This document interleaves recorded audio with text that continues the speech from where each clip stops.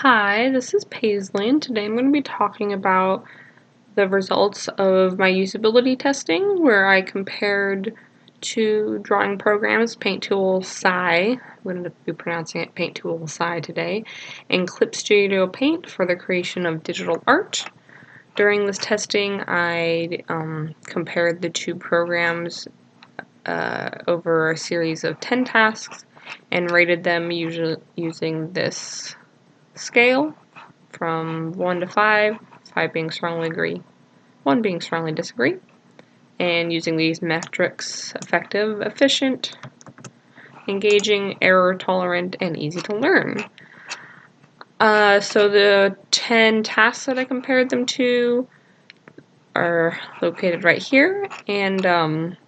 I found throughout my testing that while Clip Studio Paint might be the more robust program when it comes to doing things past the regular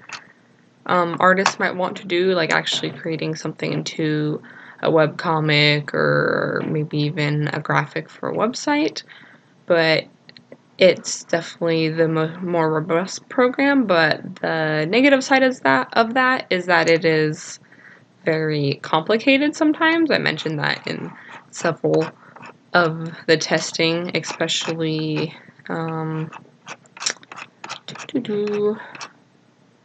think with the line art, it was kind of hard to, I can't remember. Oh yeah, applying masks, kind of complicated, and there's like a lot of tools and parts that I didn't even use while I was doing this in the testing because it was just so out of the range of something that I would use on like an everyday sort of basis. I just tried to test things that like the average digital artist would use, and not someone that was trying to create maybe like a professional product, but someone that's just trying to create a drawing with shading and color and line art and all that. Something I did like about Clip Studio was it had the reference photo subview. It was kind of difficult to find out how to use it because I knew it existed, I just didn't know where. But it was nice because you could have a reference photo that was separate from the workspace, but then in Paint Tool Sci, you had to just import it as a layer, which is fine because most people end up sort of not exactly tracing, but maybe sketching over reference photos, but that's not always the way everyone works. And yeah, so in the end, I found that out of all the ratings, let me just scroll down to the data, that Paint Tool Sci actually scored slightly higher because I think just its simplicity really helped it, just because Clip Studio, like its interface, it was really dark, some of the things were really hard to find. Things that I thought would be really basic and simple to use were buried underneath layers and layers of menus, which I really hate, where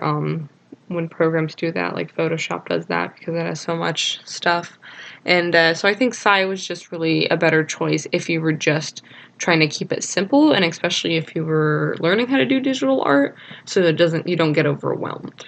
But there's definitely parts of Clip Studio, like when it came to importing brushes, which I mention here. You couldn't actually import, like, Sci didn't have its own brush type. You had to import, like, texture and, texture files and then set the options in the program. While in Clip Studio, you could just import this special type of brush file, and that's really important for some people, is to be able to customize brushes, especially when they do like abstract art and stuff, or for repeated patterns, or for, like I have here, or just, yeah, I know it can be really like a deal breaker for some people, but it's not really for me, so I probably scored it lower than others might. But still, in the end, so I scored higher by the 5 points. And so that's what I would recommend to someone, and that was the conclusion of my usability test.